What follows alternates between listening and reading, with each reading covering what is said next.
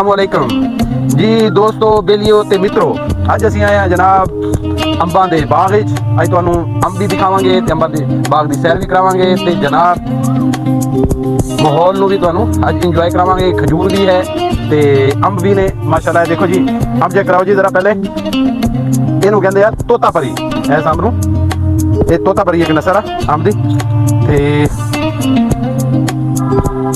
माशाअल्लाह बड़े खूबसूरत पौधे। देखो जी कितने प्यारे माशाअल्लाह अंब, इन्हों कहते हैं तोता परी अंब। माशाअल्लाह जी बड़े खूबसूरत लग रहे हैं माशाअल्लाह। माशाअल्लाह अल्लाह नसीब भी करे जी। बाकी कुछ टुट गए ने, ब्रेक ला लगा। अच्छा जी बहुत सारे पौधे तो वैसे टुट गए ने क्योंकि तकरीबन हाफ सीजन जो गुजर चुका अंबा का। तो कोई ऐसा दोस्त नहीं मिला, कोई ऐसा दोस्त नहीं आया कि जिहदे नाल रल के बह के असीं इत्थे इसे बाग जंब खांदे।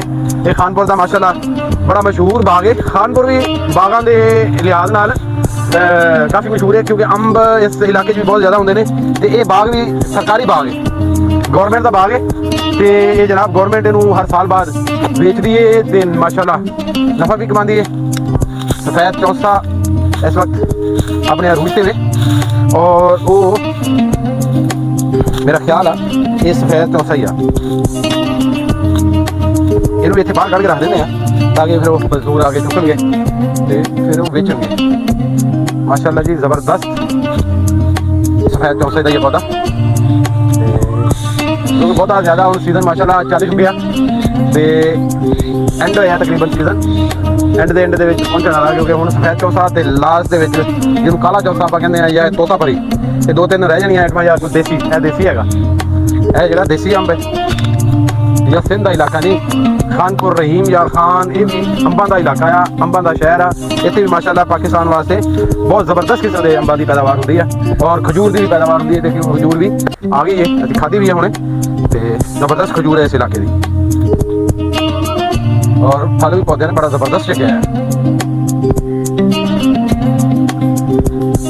अच्छा अक्सर मैनू जो मैं अपने बागात वगैरह या फसलों के पास जाना ना तो अक्सर मैनू इंडिया के कुछ फिल्म स्टार माशाअल्लाह हर तरह की फसल, हर तरह के पौधे, हर तरह का जनाब अल्लाह ने इस इलाके को खूबसूरत भी बनाया और फल पौधे फ्रूट हर नेमत को नवाज़िया अल्लाह ताला ने पाकिस्तान ते पाकिस्तान के लोगों ते असीं दुआ करते हैं पाकिस्तान वास्ते भी ते पाकिस्तान के लोगों वास्ते भी अल्लाह ताला सब नूं अपनी हिफाजत च रखे।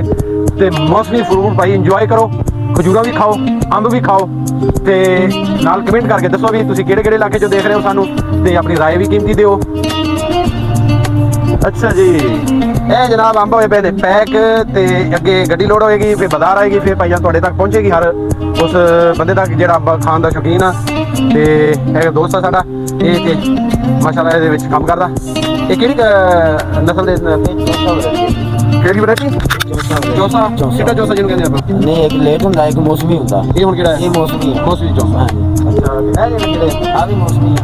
ਇਹ ਵੀ ਮੌਸਮੀ ਹੈ। हाँ ਤੇ ਉਹ ਪਰਲਾ वो तंबूरिया वा ਤੰਬੂਰੀਆ ਇਹ ਕਿਹੜਾ ਹੁੰਦਾ ਜੀ? ये वैरायटी है कलमी दी होंदी। ਉਹ ਆਪਣੇ ਕੋਲ ਹੈ ਜੇ ਕਦਾ ਟੁੱਟਾ ਹੋਇਆ ਜਿਹੜਾ ਪੈਕ ਹੋਇਆ ਵਗੈਰਾ नहीं नहीं वो पैक हो गया। पैक हो गया। हाँ जी ਉਹਨਾਂ ਤਕਰੀਬਨ ਕਿੰਨੀਆਂ ਪੇਟੀਆਂ ਤੋੜ ਲੈਂਦੇ ਹੋ?